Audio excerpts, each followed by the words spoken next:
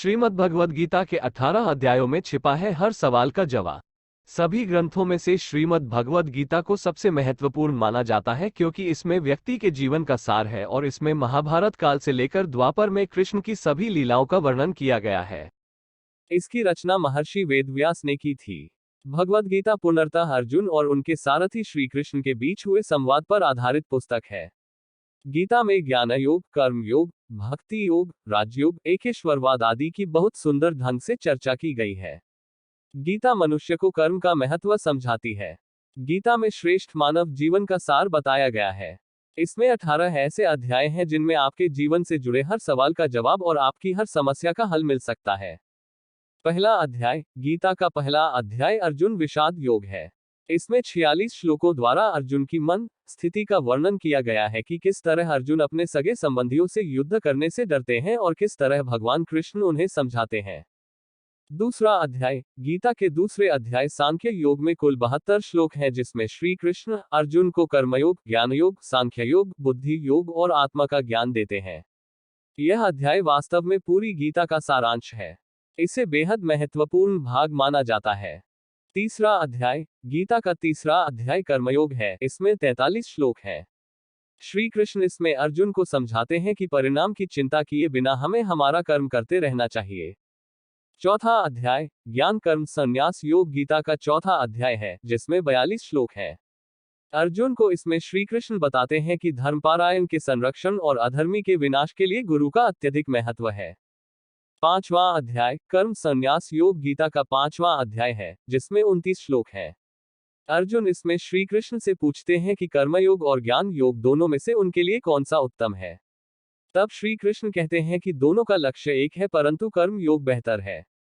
छठा अध्याय। आत्मसंयम योग गीता का छठा अध्याय है जिसमें 47 श्लोक हैं। इसमें श्री कृष्ण अर्जुन को अष्टांग योग के बारे में बताते हैं। वह बताते हैं कि किस प्रकार मन की दुविधा को दूर किया जा सकता है। सातवां अध्याय। ज्ञान विज्ञान योग गीता का सातवां अध्याय है जिसमें 30 श्लोक हैं। इसमें श्री कृष्ण निरपेक्ष वास्तविकता और उसके भ्रामक ऊर्जा माया के बारे में अर्जुन को बताते हैं। आठवां अध्याय। गीता का आठवां अध्याय अक्षर ब्रह्म योग है जिसमें 28 श्लोक हैं। गीता के इस पाठ में स्वर्ग और नरक का सिद्धांत शामिल है। इसमें मृत्यु से पहले व्यक्ति को सोच, आध्यात्मिक संसार तथा नरक और स्वर्ग को जाने की राह के बारे में बताया गया है। नौवां अध्याय। राजविद्या राजगुह्य योग गीता का 9वां अध्याय है जिसमें 34 श्लोक हैं।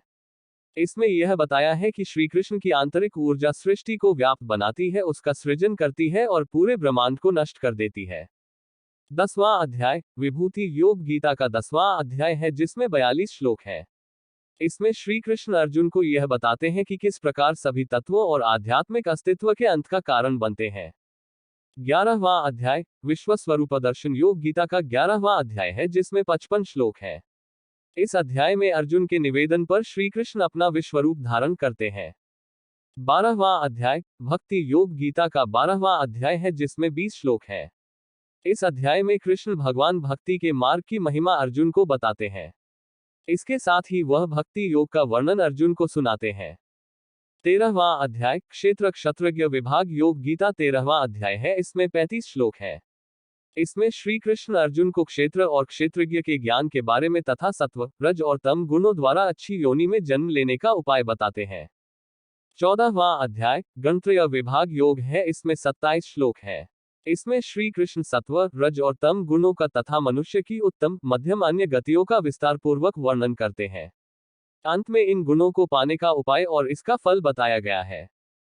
15वां अध्याय। गीता का 15वां अध्याय पुरुषोत्तम योग है। इसमें 20 श्लोक हैं। इसमें श्री कृष्ण कहते हैं कि दैवी प्रकृति वाले ज्ञानी पुरुष सर्व प्रकार से मेरा भजन करते हैं तथा आसुरी प्रकृति वाले अज्ञानी पुरुष मेरा उपहास करते हैं। 16वां अध्याय। दैवासुर संपद विभाग योग गीता का 16वां अध्याय है। इसमें 24 श्लोक हैं। इसमें श्री कृष्ण स्वाभाविक रीति से ही दैवी प्रकृति वाले ज्ञानी पुरुष तथा आसुरी प्रकृति वाले अज्ञानी पुरुष के लक्षण के बारे में बताते हैं। 17वां अध्याय। श्रद्धात्रय विभाग योग गीता का 17वां अध्याय है। इसमें 28 श्लोक हैं।